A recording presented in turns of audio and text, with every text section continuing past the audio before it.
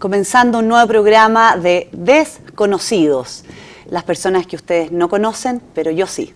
La idea es tener invitados como la que tenemos hoy día, Nevenka Astudillo, personas que a mí al menos me remueven el alma, por lo tanto yo creo que merece un espacio para ser escuchada y para que conversemos un rato de lo que ha sido un poco la vida de Nevenka, porque la vida de Nevenka ha tenido muchas cosas. Ella es escritora, está sacando su cuarto libro en este minuto, vamos a hablar un poco de eso, vamos a hablar de su familia, ella es madre de 4 hijos, así es que Nevenka, muy buenas tardes, días, noches, siempre vas a ser bienvenida en este programa a la hora que sea, así que muchas gracias por venir. Muchas gracias, agradecida de esta invitación, yo feliz y contenta vengo a contar de mis libros, de mi historia y a compartir un rato contigo, que es lo más agradable que me toca vivir. Me encanta tu invitación, muchas gracias. Pero qué bueno, pues Nevenka, qué bueno.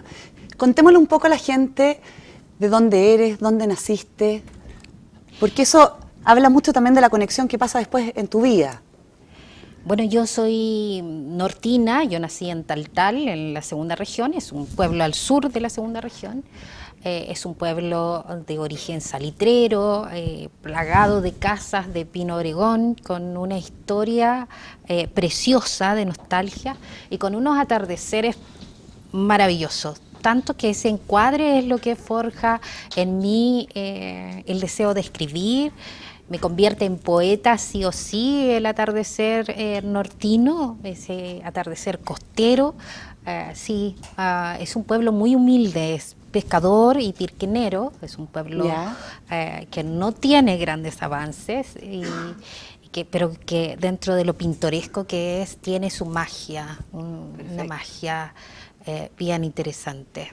¿Dónde estudiaste para ser profesora de castellano? Que así se llamaba en mi época, sí, no sé cómo se llama ahora se llama de lenguaje, sí. Ya. Porque tú eres profesora de educación media de lenguaje. Sí, soy profesora de castellano oficialmente, como tú decías.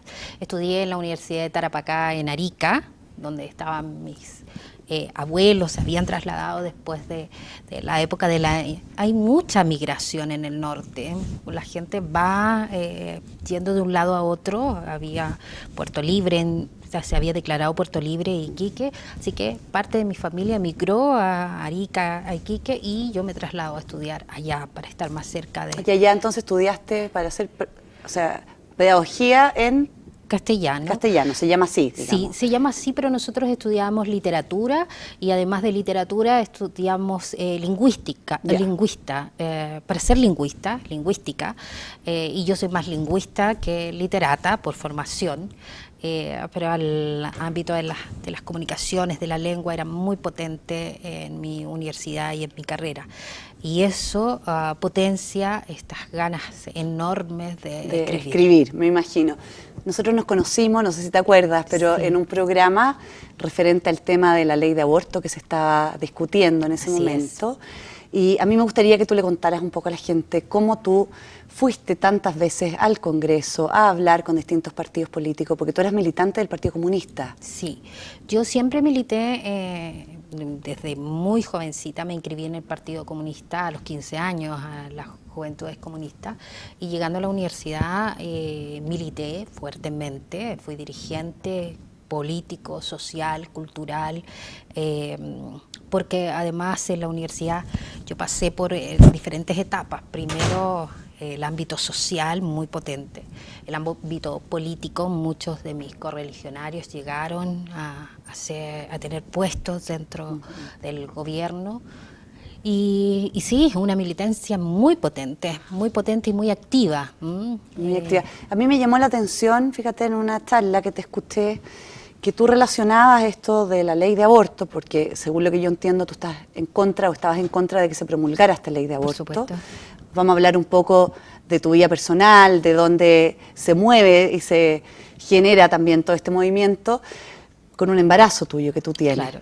Pero a mí me llamó profundamente la atención que tú relacionaste, y me hizo mucho sentido, yo sin ser comunista, por ejemplo, de cómo si uno defiende los derechos humanos de las personas porque uno cree en la dignidad del ser humano, entonces cómo llevaste eso a un embarazo, a un feto, a un ser que está adentro de una madre. Lo que pasa es que durante todo el proceso de defensa de los derechos humanos, de los principios humanos y sociales, uno defiende todo, la vida, defiende el derecho a pensar distinto, el derecho a emitir su opinión. Sin embargo, cuando yo conozco a la izquierda bastante bien, muy bien, por lo tanto sé cuáles son sus mañas, sus vicios y sabía que de pronto estas conveniencias empiezan a enlodar estos ideales y yo no quería permitirlo, no quise permitirlo porque hay mucho detrás del aborto, de la ley de aborto. Habían políticos involucrados que con ese discurso de derechos humanos, muy político, una izquierda muy pro hoy, están tapando muchas cosas, el negocio detrás del aborto, un negocio tremendo. ¿Qué crees tú, Nevenka, que hace que alguien que comulga con principios de derechos humanos y de defender los derechos de las personas, que a mí me parece que es algo correcto y algo bien, a la hora de llevarlo a la práctica de una ley de aborto, no aparece? O sea, toda la defensa, lo hablo en general, porque las personas, por lo menos que militan en el Partido Comunista o el Partido Comunista como tal públicamente, se adhiere a estar a favor de la ley de aborto. Claro. Entonces, llama la atención, no solamente la gente comunista, o sea, cualquier persona ¿qué crees tú que cualquier persona que dice yo defiendo la dignidad del ser humano y los derechos del ser humano, a la hora de llevarlo al aborto, eso no ocurre? ¿Por qué? Porque obviamente hay intereses políticos y comerciales muy potentes. Nosotros sabemos que, yo lo decía en Voces desde el Vientre, que en mi libro que se escribió en el 2015, o sea, hace más de 2 años y medio, que escribí Voces desde el Vientre, y ahí yo decía que la corrupción del aborto y el sesgo político iba a tapar todas las posibilidades de defender la vida desde el punto de vista de los derechos humanos.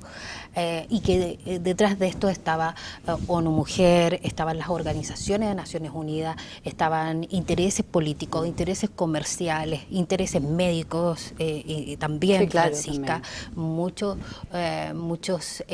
promotores del aborto no lo hicieron por defender nuestros derechos femeninos, para nada.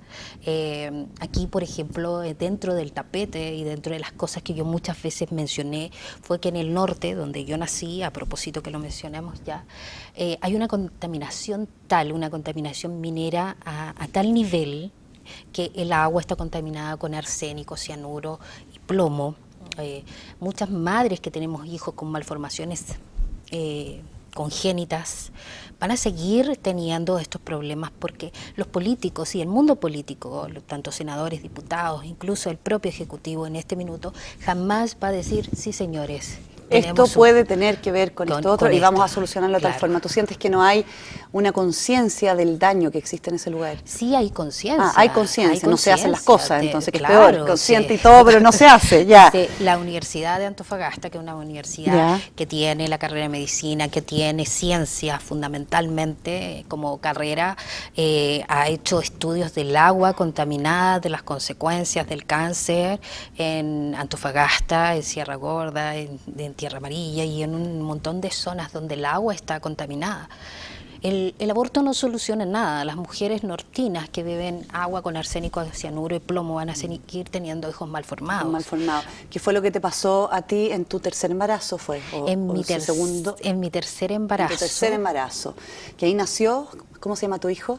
Etienne tiene 11 años. Etienne fue declarado inviable por 7 médicos en la ciudad de Antofagasta. 7 médicos lo declararon sin ninguna posibilidad de nacer porque él en su primera ecografía medía 1 pulgada y su tumor medía 3. Estaba en una relación de 1 a 3. O sea, tenía una gran malformación, para que la gente entienda que es una cosa severa, no es una cosa menor. No era una cosa pequeña y el tumor crecía más rápido que el feto. O sea, sin duda esto, a medida que iba avanzando, abarcaba más partes de su cuerpo y el feto seguía un crecimiento normal versus el descomunal crecimiento del ¿Y en tu embarazo, tu embarazo lo viviste en Antofagasta? ¿Tú vivías ahí? Sí. ¿Y ahí te sentiste acogida? Para nada, y yo todo lo contrario, yo también sufrí una especie de ostracismo, ¿verdad? Yo no quería consuelo, yo no quería que la gente me dijera, mira, tranquila, esta guaguita se va a morir, pero no importa, tú puedes tener más hijos. No quería consuelo, tampoco quería... ¿Qué sentías? ¿Tú querías que te dijeran su hijo va a vivir? Sí, yo soy una porfiada empedernida, Ya. o sea, yo soy sumamente tenaz, entonces yo decía, no importa, voy a ver a otro médico, cuando lo declaraban inviable, voy a ver a otro médico porque seguro esto debe ser una mancha en el monitor, es esto más lo que lloro yo con respecto al diagnóstico, pero va a llegar un médico que me va a decir que esto no es tan grave, que es operable, y cada vez que me decían que no había alternativa, yo decía, pero bueno, estamos en pleno siglo XXI, debe haber operaciones intrauterinas que se haga, que se saque ese líquido, porque se veía una masa líquida. Entonces, yo, perdona mi ignorancia, mi optimista ignorancia, yo esperaba que se metiera una especie de probeta, que se absorbiera el líquido y que se salvara a mi guagua. Yo lo único que como quería... esperaría probablemente cualquier madre, la verdad, que eso es un sentimiento muy natural cuando uno ve mujeres que están embarazadas con niños con problemas. Existe toda una etapa de negación primero, por supuesto, no, esto no es así, y después ya cuando se asume, viene... Ahora quiero que se mejore, o sea, ya, ok, asumo que está enfermo, pero ahora quiero entonces que me lo sanen. Claro. Eso es Opérelo. normal del ser humano. Claro, me decían sin duda que no iba a sobrevivir, primero que no iba a llegar a término. O sea, nunca se esperó que él llegara a tener 38 semanas en el vientre. O 38 semanas llegó a tener. ¿Cuánto a tener. pesó tu hijo cuando nació con todos estos tumores? 5,6 kilos. Fue cesárea, me imagino. Fue cesárea, lo trajo al mundo el doctor Fritz, que es adorable, yo lo adoro, amo al doctor. ¿De Antofagasta? Es de Antofagasta. Vamos a mandarle saludos entonces al doctor Fritz. Un besito grande al doctor Fritz, y también él me deriva a veces pacientes, mujeres que están en la misma situación que yo, porque insisto, esto es muy común en el norte, las guaguas con malformación son muchas, y a veces para consolar, para acompañar, él me deriva a algunas pacientes que me contactan a través de correo. ¿Qué crees tú, Nevenka? Yo soy ginecóloga, yo veo pacientes embarazadas y a veces los médicos no tenemos muy claro ni qué decir ni qué hacer con pacientes así. ¿Qué crees tú que viviste siendo madre con un niño enfermo que no sabes si va a vivir o no va a vivir? Porque finalmente vivió, ¿no es cierto? Tiene 11 años hoy día, está fantástico, yo lo conocí la otra vez, maravilloso, tu hijo precioso, encantador además. Muy guapo. Sí. Guapo. Ha tenido que pasar por cirugía, 21. Sí, 21 cirugías, que no es menor, digamos, sí. También, ya no cualquier madre ni cualquier padre, porque aquí hay que también incorporar al papá de este niño, ¿cierto? Pero yo te pregunto, bien profundo en el fondo, ¿qué espera una mujer que está viviendo eso que le digan? ¿Qué quiere esa mujer? Más que le digan, ¿qué espera? ¿Qué le suma? Porque muchas veces, no solo los médicos, puede ser la hermana, la tía, la prima, que por tratar de acoger, por tratar de hacer algo bueno o decir algo positivo, termina diciendo algo infinitamente más negativo y que genera mucho dolor. ¿Qué dirías tú cuando tú te acuerdas de este dolor que viviste? ¿Qué habría sido lo ideal? Lo ideal es que hubiese más doctoras Valdivieso y doctor Fritz. A mí me tocó personalmente, que como yo soy muy tenaz, muy porfiada, me tocó la rudeza de un médico tratando de hacerle entender a esta madre que no quería entender que su hijo iba a morir, que no quería resignarse. Me tocó que cada vez fuera más lapidario el diagnóstico. O sea, mamá, esto es evidencia médica. ¿Cómo se lo explico? Con manzanas. O sea, era muy... No vamos a hablar de milagros, mamá. Me tocó mucho eso, resistir. Creo que hubo muy poco de humano, tal vez en reacción a la porfía, ¿verdad?, mía. Sin embargo, yo esperaba escuchar lo que dijo el doctor Fritz. ¿Qué dijo el doctor Fritz? Me interesa, porque lo encuentro muy rescatable, porque dijo, Nevenka, paso a paso, vamos a ganar un día.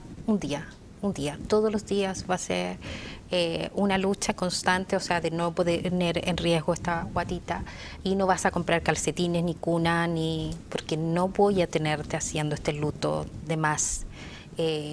Entonces Etienne no tenía cuna, no tenía ropa, no tenía nada. Todo lo contrario, yo había buscado un lugar soleado donde enterrarlo en mi pueblo. Hoy me voy a emocionar, yo voy a pedir disculpas, pero... No, pero es que es emocionante, o sea, por favor. No. Sí, había pedido un lugar soleado para él.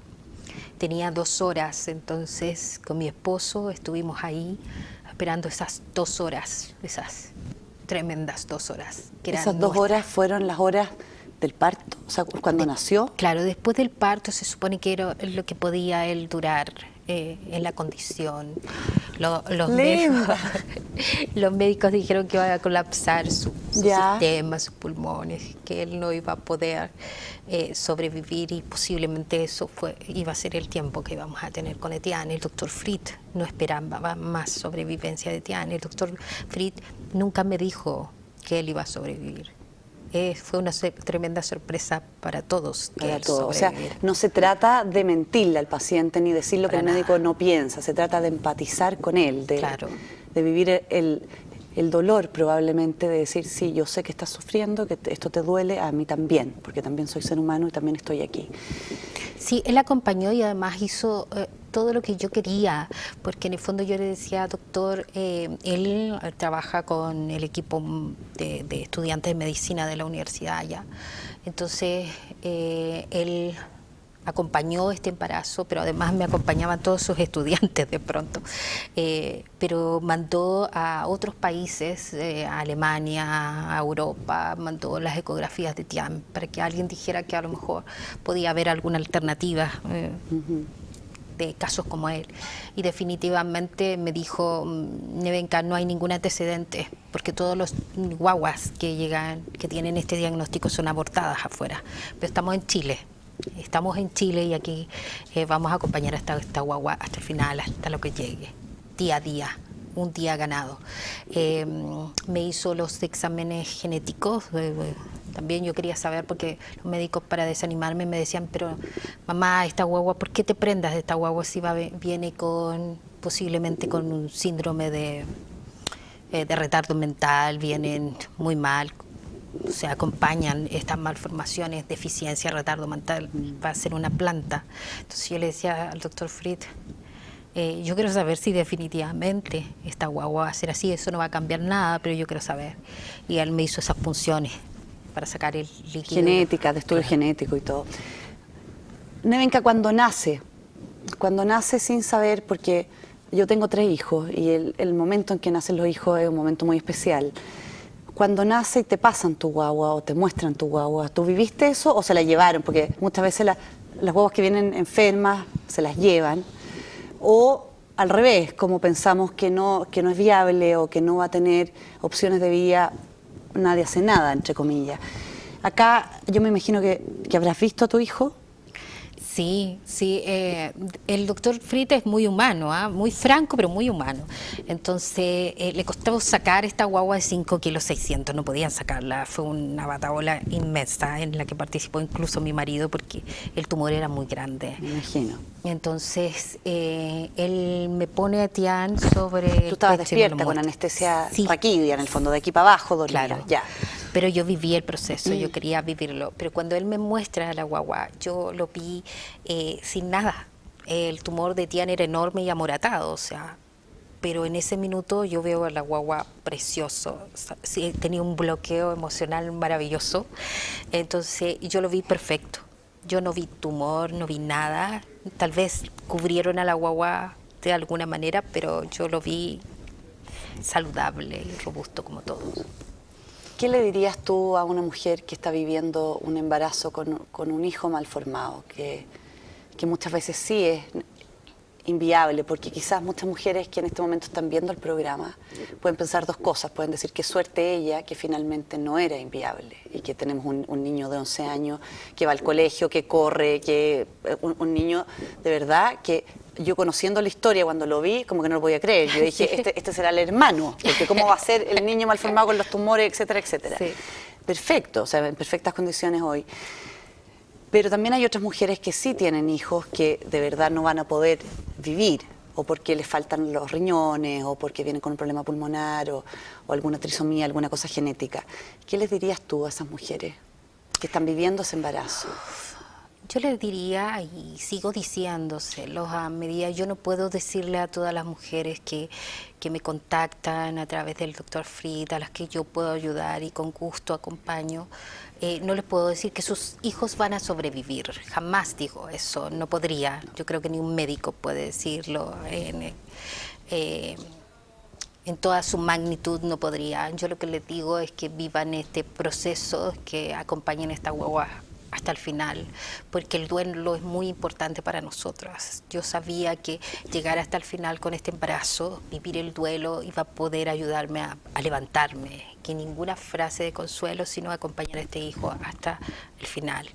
Y que la vida da sorpresas, que hay que dar oportunidades, y que el Estado, que es lo que he exigido en el Congreso, que el Estado deje de buscar el camino fácil y que ponga recursos para esas mujeres, y si van a morir, que pague el sepelio, el cajón, más que el aborto, que pague la sepultura, que pague el cajoncito, que acompañe a esas mujeres, porque yo me empobrecí, Francisca, pagando todas las operaciones de mi hijo. Hasta el final soy una mujer profesional, soy profesora, por lo tanto yo no tengo no tengo esto gratuito. Entonces todas las operaciones de mi hijo las pagamos su padre y yo. Nos empobrecimos, perdimos todo, y el Estado no pone nada. O sea, cuando alguien dice hay que dejar a las mujeres elegir, las está dejando sin opciones, porque a las que elijan aborto les paga el aborto, pero a aquellas que digan, no, ¿sabes qué? Yo estoy enamorada de esta guagua, venga como venga, es mi hijo, y yo quiero acompañarla hasta el final. Yo creo que esta guagua nazca con su malformación, y si puede sobrevivir para las operaciones, bueno, el Estado no garantiza nada y no dice, sí, nosotros vamos a pagar esas operaciones, sí, nosotros, si esta guagua muere, como va a pasar, pero usted no quiere hacer aborto, quiere acompañar hasta el final, nosotros pagamos esa sepultura, nosotros pagamos ese cajón, nosotros cubrimos los gastos médicos, el parto. Si no están las garantías para estas mujeres locas de amor por estos hijos que vienen con malformaciones, el Estado no está dando a elegir a las mujeres, solamente la está induciendo a abortar. Y tú contaste esto en el Congreso, me imagino. Sí, yo escribí Voces desde el vientre, que es mi libro en contra del aborto, pero le escribí Explícita además, y escribí Corrupta. O sea, 3 libros enfocados al aborto. 3 libros enfocados al aborto. Y estos 3 libros me llevaron sin duda al Congreso, porque se hizo oír mi voz, y la voz era de las madres Yo nunca defendí la vida con una posición religiosa. Yo siempre la defendí desde el sentido común, desde la defensa del hijo. Ninguna mujer prefiere que le maten a la guagua para no sufrir ella. Cuando estamos ante una sociedad que dice, ¿sabes qué? Mata a mi hijo porque yo no quiero sufrir por él, es que tenemos una sociedad enferma, muy enferma. Entonces... Qué gran frase, la verdad, porque... Es cierto, se usa mucho. La mujer está sufriendo, por lo tanto hay que quitarle el sufrimiento, pero nadie se acuerda que ese quitarle el sufrimiento es matarle al hijo. Claro. Y yo también pienso, fíjate, que son pocas las mujeres que quieren que le maten al hijo para no sufrir ellas. Exacto. Yo creo que son pocas. Sí. Que no, y como tú bien dices, no hay una opción real, porque por supuesto que si yo aquí tengo que pagarme todo y costearme todo, y como tú con un gran amor de madre y tu marido de padre han costeado hasta 21 cirugías, sin ayuda del gobierno, sin que el Estado esté detrás, versus el Estado me paga el aborto, obviamente yo concuerdo contigo que no hay una libertad plena para la elección, de todas maneras. Sí. No hay un subsidio, solamente hay subsidio para el aborto porque es un gran negocio. O sea, aquí sin duda van a proliferar las clínicas abortivas, ¿sí? Las instituciones tradicionales se niegan a hacer abortos, como a ciertos hospitales, ¿verdad? Y ciertas clínicas van a proliferar igual, y el Estado lo va a pagar con nuestros impuestos, lo que nos hace cómplice a todos del asesinato de hijos en el vientre. Te voy a hacer una pregunta, como ya no es para ti, o sea, es para ti la pregunta, por supuesto, Nevenka, pero A veces uno solo se fija en la madre, pero detrás de la madre hay un padre de este niño Sí. que hace de pareja, de marido, y muchas veces hay otros hermanos también. Claro. Me imagino que para la familia completa tiene un impacto tener un hermano que nace con alguna enfermedad. ¿Tendrá el mismo impacto si es que ese hermano es abortado? Uf, qué difícil, ¿ah? Qué difícil, porque ¿Qué crees tú? ¿Cómo lo puedes vivir tú desde tu vivencia de familia donde hermanos de él, que tenía hermanos mayores, en el fondo viven lo que significa un hermano con un problema que muchas veces se roba la atención, ¿no es cierto?, de los padres, se roba hasta la plata de la familia, se roba, pues, de alguna manera, porque... sí. Y las oportunidades muchas veces de los hijos en el sentido de las universidades, en el sentido de las opciones. Mis hijos son unos hijos maravillosos. Sin duda optaron por ciertas carreras, tuvieron que optar por las becas, tuvieron que ser buenos estudiantes, porque la economía familiar no podía, no daba para más. O sea, tus hijos, de alguna manera... También adquieren toda esta generosidad de los padres, porque yo por lo menos, una opinión personal mía, yo creo que muchos de los que ustedes están escuchando esta historia, es que aquí hay una generosidad inmensa de parte tuya, y de parte ellos, de tu marido, ¿cómo se llama? Mauricio. Mauricio, también lo vamos a felicitar en el programa, y de los hijos, porque de los hermanos, o sea, claramente los otros hijos de ustedes... les tocó vivir ahí en esa familia, con ese hermano, con esa situación, y ellos... No hay una situación de rebelarse, entonces hay una situación de acoger. Nada. Yo creo que se hubiesen revelado si ellos hubiesen sabido que su mamá mató a su hermano. O sea, cuando una mujer le dice a sus hijos, mire, yo opté por abortar a su hermano, por lo tanto yo dejé que lo asesinaran. Que habría sido peor. Creo sí. que habría sido de todas maneras rotundamente peor. Yo Mauricio fue un héroe, sin duda, mi esposo. Nos trasladamos detrás de Tian, porque todos mis hijos nacieron en hospitales públicos. Entonces él se traslada del hospital de Antofagasta al hospital de Santiago. Entonces el impacto es notable porque nos cambiamos de ciudad, nos desarraigamos. O sea, hay todo un cambio familiar completo. Nevenka, lamentablemente se nos acabó el programa. Muy interesante conversar contigo, te agradezco de corazón que hayas venido y nos hayas contado todo lo que has vivido, tú como mujer, como madre de 4 hijos, porque no solamente eres madre de Itán.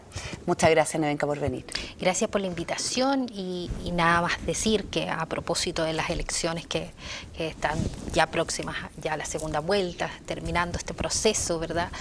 Que a los políticos que no se olviden que esto no es un tema de un gobierno. Tenemos que defender la vida en todos los gobiernos que vengan. Está bien. Muchas gracias, Nevenka. Que te vaya excelente en tu nuevo libro. Gracias.